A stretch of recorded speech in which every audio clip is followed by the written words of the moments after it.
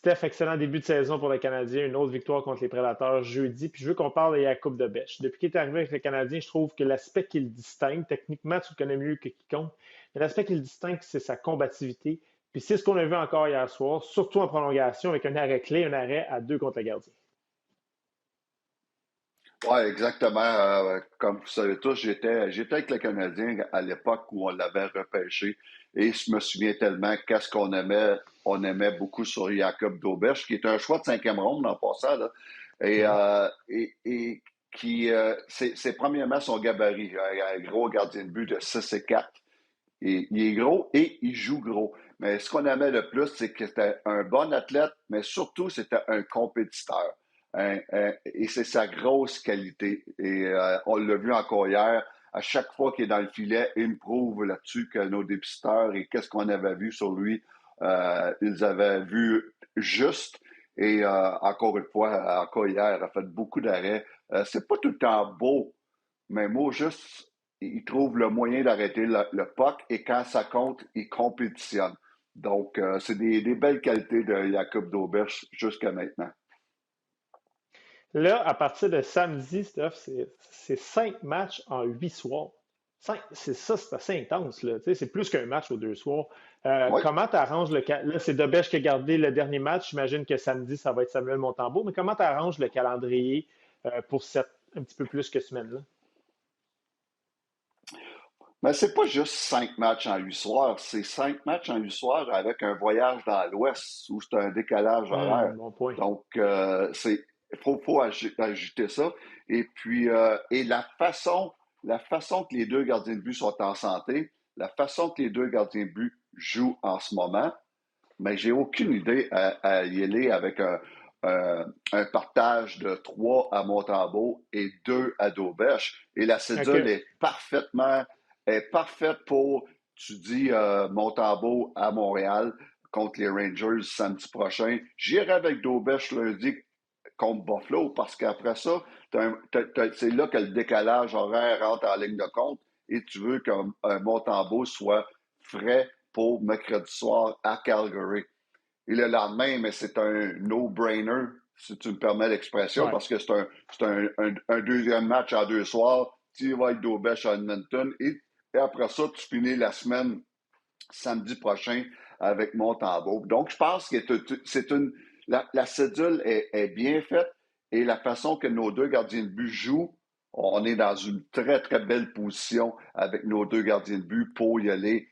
Montembeault, 3 matchs. Daubesh, 2 matchs. Ouais. Et tout ça fait que nos gardiens de but, ils vont être prêts et dispo pour chacun des matchs. Et ça, c'est une belle situation pour le Canadien. Steph, parlons du Canadien un petit peu. Débutons avec Cole Caulfield. Un autre but gagnant en prolongation contre les Prédateurs. Là, il y a 5 buts en 5 matchs. Dans une bonne saison, là, tu as quoi? 4-5 gars maximum qui peuvent marquer 50 buts dans une saison dans la Ligue nationale. Puis ça, c'est une saison productive. Ouais, Cole Caulfield, es-tu capable de faire ça, d'après toi? il y a le talent, il y a le lancer, Hmm. il y a tout ça pour le faire. Mais il ne l'a pas fait encore. Et l'année passée, Ouais. 82 matchs, 37 buts. 37 buts, tu sais, je veux dire, Il y a il a beaucoup le talent 13 buts pour de le faire, plus, mais là. c'est 13 buts de plus. Et tu sais, il y a 2 ans, 82 matchs, 28 buts. Donc, il y a quand même une Ouais. progression. Moi, là, la clé, c'est la constance. Pour marquer 50 buts, c'est Ouais. la constance. C'est ce que Cole n'a pas fait les dernières années. Il a été souvent des périodes de 5, 6, 7 matchs sans marquer un but. Et après ça, il est hot pendant 2, 3 matchs où il va en marquer 3, 4. Et c'est ce qui fait qu'il ne s'est pas rendu à 40 encore. C'est la fameuse constance. Mais ça, la constance, ça vient avec l'âge, ça vient avec la maturité, ça vient avec tes coéquipiers, bien entendu. Et Ouais. s'il peut atteindre ça, pour moi, il peut être proche, il peut être très proche. Et je ne serais pas surpris d'une saison de 40, 50 buts, de 40, 45 buts, excusez-moi. Mais ça va être difficile. Le 50 est très difficile. Et la clé, comme j'ai dit, c'est la constance. Bien entendu, rester en santé. Et l'autre chose qui peut aider Caulfield, c'est que premièrement, il joue sur le premier trio. Deuxièmement, il joue sur le premier avantage numérique tout le Ouais. temps. Et il joue tout le temps à 6 contre 5 dans les dernières secondes d'un match. Et l'autre affaire, c'est à que 3 contre 3. sa grosse force est à 3 contre 3. C'est peut-être le joueur le plus dangereux à 3 contre 3 dans la Ligue nationale depuis un an. Donc, tout ça fait qu'il ramasse beaucoup de buts. Et pourquoi pas? Mais moi, là, si j'aurais à mettre un vieux 2, un 40-45 buts, ce serait toute une saison. Penses-tu qu'il y a, tu sais, on parle des Jeux olympiques avec l'équipe américaine, une équipe qui regorge de talent, qui est une équipe qui compte sur des francs-tireurs comme Austin Matthews, comme Kyle Connor. Penses-tu qu'il peut être capable d'être assez productif qu'on le place dans ces équipes-là, puis qu'on est capable, parce qu'il a besoin d'avoir une place sur l'avantage numérique s'il veut faire l'équipe? Penses-tu? Ça va être très difficile. Pour moi, ça va être très difficile dans le sens que Cole Caulfield, à 5 contre 5 dans ces championnats-là, ça peut être plus difficile. On l'a vu l'année passée aux Quatre Ouais. Nations, comment c'était très, très physique. Des matchs de 40 mises en échec Ouais, en ouais, ouais, ouais, moyenne. ouais, ouais. Oui, Cole Caulfield peut jouer avec les Olympiques sur l'avantage numérique. À 5 contre 5 contre le Canada, pas sûr. Tu sais, hier, là, c'est un match de Ouais. saison régulière. 16 mises en échec contre le Canadien. 16 mises en échec. Tu sais, mais là, tu vois là c'est un autre niveau pour Rome. Puis je dis pas que Cole Caulfield, c'était un enfant, mais c'est un autre niveau. Puis c'est la raison pourquoi il n'était pas Ouais, là c'est un l'année autre game. passée. Et c'est un autre niveau. Il va falloir que Cole Caulfield, et on essaye de, de, de le vendre de plus en plus comme un joueur complet. Martin Ouais. Saint-Louis n'arrête pas de dire comment il est rendu complet.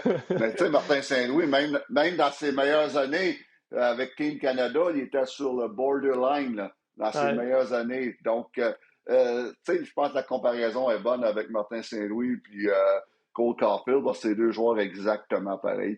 Mais je pense que ça peut être difficile pour cette année, pour les Olympiques, oui. Penses-tu que c'est la même chose qui fait en sorte que Lane Hudson est sûr et pas loin? Il n'a pas été au camp de développement l'été, mais là, il a été ajouté sur une courte liste. Ouais. Penses-tu que c'est un peu la même raison qui fait qu'il n'est pas là, surtout que tu as Quinn Hughes qui va assurément être là, qui a le même rôle que lui, peut-être une petite coche en haut? Ben, exactement. Exactement. T'as touché le bobo, c'est Quinn Hughes, qui n'était pas aux Quatre Nations l'année passée à Ouais, cause d'une blessure. Donc, cette année, il est ouais, là. C'est déjà en partant, c'est déjà un poste de moins pour Lane Hudson. Et il y a quand même, là, je faisais le décompte un matin de tous ceux qui sont sur la liste Hockey USA à défense en ce moment. Il y en a 17. Et il y en a ouais. 17. Et là-dedans, tu as Quinn Hughes qui est confirmé. Charlie McAvoy qui est confirmé. Zach Werenski, c'est certain qu'il est là. Après ça, tu as le meilleur défenseur overall complet, Slavin, c'est certain qu'il est là. Après ça, T'as ça tes va trois jouer gauchers avec partants. Brock. Exact. Fait que, après ça, ça va jouer en Brock Faber, Adam Fox, Jake Sanderson à Ottawa.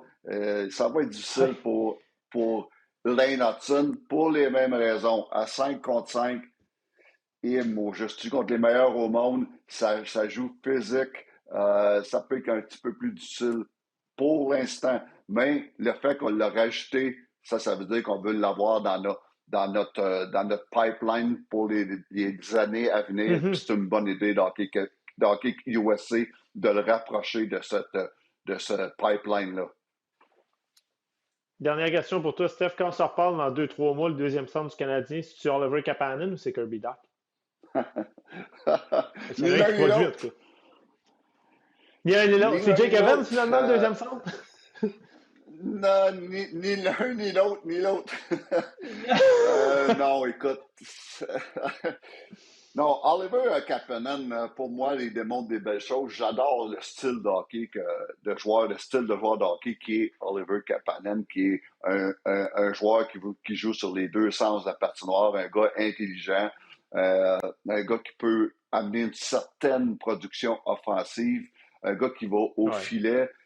Tout ça, j'aime ça. Moi, là, ce que je vois, moi, d'Oliver Kapanen, c'est des qualités éventuellement d'un très bon troisième centre. pour le Canadien. Ouais. On sait que notre quatrième Ouais. centre, ça va être Jake Evans, il n'y a aucun problème là. Notre premier centre, on l'a. Il reste que le deuxième centre. Ça ne sera pas Kirby Dack. Kirby est là en attendant que le joueur disponible, le bon fit éventuellement soit disponible. Et ça peut prendre 1 mois, 2 mois, 4 mois, 6 mois, 1 an. Mais le Canadien se doit d'être patient pour trouver le bon centre. Et à ce moment-là, Kirby Dack ne deviendra pas le troisième centre du Canadien. À mon Non, non, avis, non.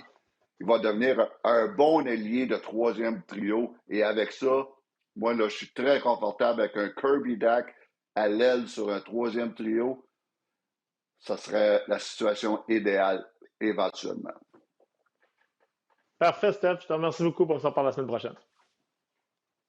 Excellent, Dan. Merci. Bonne semaine.